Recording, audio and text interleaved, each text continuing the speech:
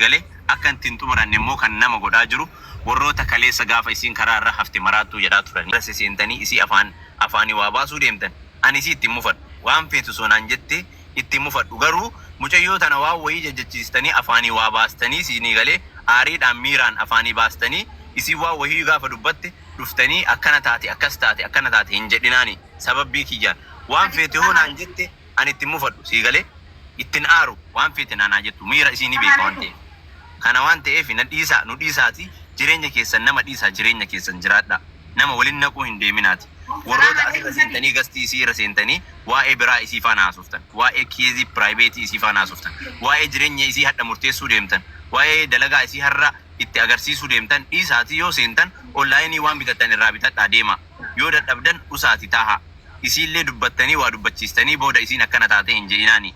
Waan feete anaan immoo yoo naan jette ani xurii qeensa keessaatitti hin laakka'u watta kanatti hin dhagamoonni isii hin fudhadha ofitti. Kanaafuu gabaabsa. Salaam alaikum. Waalaikum salaam. Ati akka obboleettiitti akka obboleettiitti ana jaalatta waan ta'eef erga dhugaa dubbadhaanis. Ani waan si jaaladhuuf akka obboleessaatti gastii kan barbaadu adis gastii kiyyasanii jiruu kan jiraatu jiruu kiyyaan jiraadha. Tazaa kachirraa dhufe ani baay'ee siin kabaja siin jaaladha. Ani jecha namni afaan na baasa malee garaa kiyya keessaa mutu siin qabu. Indahuun hanga turii keessa jala hammeenya kan ta'e hin barbaadu. Innaa kana seetii ibsachuu barbaadeeti. Maa gastii yoo waliin seenni marra koo qabaanaafati. In seenoon. Nama 1700 jira. Kanuma siin jechuu barbaadeeti. Maa rakkoo qaba maa gastii yoo waliin seennee waliin dalaganne maa rakkoo qaba. Annan barbaachisu. Obboleettii yanaan jette anis akka obboleessa yasiin kabaja ani beektaa bu'uura osoo hin ta'in waan anaaf ati beektaa keessa xiyyatti na beekuudha anis beekuudha siin kabaja siin jaaladha. Kaza waan barbaadde ani gastii xiyyan gastii xiyyan seenin akka obbolummaa daqiiqaa shambir wajji haasoo hin qabnu seennee haasoo hin ati jiruute jiraachuu ani jiruute jiraachuu. Maa erga obboleeyyan taanii maaltu waliin nu harsarii lubbiyyee maa yoo wal dubbisne mara koo qaba arfaata. Nammas dhugaa jirtu sitti meerra warra barbaadu. Wal dubbisuu hin dandeenyu jecha anaafati har'a booda. Hin dandeenyu. Ani maaliif iskammaa gastii xiyyan fi abdii foduu godhatellee. Ishi bakka abdii illee galchii anamma maal jedhaa har'a booda gastii isiillee hin seenu uummatatiyya. Gaafa mucayyoon tuni dhaamsi isinit dhaamadhoo jiraati. Gaafa mucayyoon tun waa wayii taate gaafa mucayyoon tuni nama 2,000 jirtan dhugaa jette. Akkana taatanii akkas gootanii akkas taatanii jalaa na baasa waan kana keezii isii isinii galee aga nama danda'u aga obboleessa tokko aga nama yookaan waan biraatitti hin fudhadhu aga nama aqlii qabuu fi beekumsa ofii qabuutitti waan danda'urraa waan beekurraa bira dhaabadheenii wal dandeenyee waliin dhufne kana waan ta'eef waan na amma booda mudatuuf waan amma booda dhufuuf faamilii kiyya nama 1,900 jechaan nama 2,000 kaas jala jirtan isinii galee ani galanni kiyya rabbi biraa. Ani galanni kiyya namatti illee hin herreeganne kaleessa illee waan wayiillee godhe jedhee dhaadatuu sin barbaadu waan wayiillee godhe jedhee dubbachee sin beeku hanga ammaa warroonni dubbatanis baay'eedha dubbachuullee hin barbaanne waan ta'eef gabaabumatti gaafa boru mucayyoo tanarra waa wayiisis dhufee ajandaa biraas kaasanii kutaa biraas kaasanii sababbii kiyya ittaqillaa waan isinit dhaamadhoo jiraati sababbii kiyya waliin nu beektanii walii yeroo dheeraa nu agartanii nutti bohaaraa turtanii.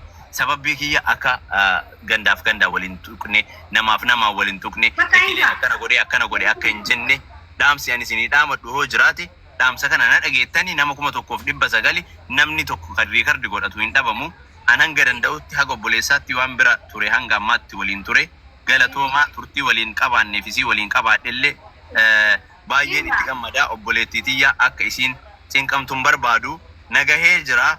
Nafaanan dhaabatanii kalaas gaafa naan jetti ani ni gammada bakka yaaddisan geetteetti ta'a. Kana waan ta'eef waan danda'uun an biran dhaabadhaa waan danda'u sappoortiin godhaanii waan achirraaf immoo akkasii akkana lammuu maqaa kiyya fatiin akkana godhee fatiin akkas ta'e illee naan hin je'inaa isiniin jedha hundi keessan galatooma. Bakka fitanne abshir lubbu.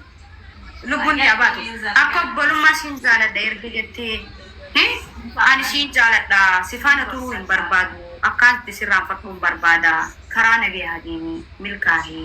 Okko tole anillee galatoomi kanuma sirra fedha anillee jireenya kan kee kan yookaaniif ashaashaalatti kana an gammachuu qaba waan ta'eef isa kaleessa san barnoota fudhatee akka jijjiiramtu barbaada waan ta'eef dhaga'i kan hinaa sa'ee na kabaji wanta akkanaan godhina na sii galee siif waasii godheef yookaan waa olii gooneef na kabaji osoo hin taane akka shamarri dhiira kabajjuun na kabaji akka dhiirri shamara kabaju si kabaja sii galee hawaa'ee biraa dhiisii waan biraan dubbannu kabajaan wal dhaga'uu qabnaadha malee ummata kiyya ummata saba bal'aa saba kabajama jaalatamtootati hunda keessan nama 2,200 as jala jira wantiin ani amma booda mucayyoon tun akkas taatee akkas goote laaftinnaa haga danda'uuf hanga sammuu kiyya fudhadhe bakkaan gahadhe haga yaadni kiyya yaade galmaan gahadhe waan achirraa hafeen obboleettiin tiyya Maryam waan dandeettuun gargaaru jirti bira dhaabatu jirti Oromoon illee saba bal'aadha nama bal'aadha hankaleessa illee bifa jaalalaa yookaan jaalalleetiin miti kan waliin ture bifuma obbolummaa kanaani bifuma carraa asiin nageessu kiyyaaf rabbi alhamdulillah waan achirraa hafe immoo har'a booda kaastanii akkana jettanii gaafa wanti wayii galte Faatii maqaan kaasinaa isiniin jechuu barbaadeeti hunda keessan galatoomaa. Wamitti natti bayina gaisa waliin gina lafa yaachaa jira. Birankii miti wallahi humna gareedha birankii miti wanni an sodaadhu yoo jiraate isuma kanaadha boru maqaan kiyya akka ka'us hin barbaadu boru waan badaas akka jedhamee maqaan kiyya ka'u hin barbaadu isinii galee ishee tan ani kabajaa haadha jaaladhuuf intala shamaraa jaaladhuuf malee wallahi keezii biraa walitti hin qabu keezii takkatti walitti hin qabu isiin anaaf obboleettiiti jeta dhiigaati akkasuma yaadaadhallee borullee garuu mushaakilli wayiin dhalataami mushaakilli wayii gaafa dhalate Oromoo tanaan ajandaan fedhu kutaan akka wal qoodduun fedhu maaliin akka safaraan akka wal qoodduun fedhu sababbii kiyya sababbii mucayyoo tanaa Arafaati wanni takkattiin akka miidiyaa kanarra haasaamu hin barbaanne dhaamadhe isiin illee nagahee narraa dhaabadhu naan jette anillee gammachuudhaan irraa dhaabadha naa galatoomaa isin hundi keessanuu as jala jirtanii sagalee kiyya riikoordiin godhattan jedhee yaada ol naa kaayaa isiniin jedhaa xumuradhee jira galatoom yeroo waliin qabaanneef Arafaat Toofiq waan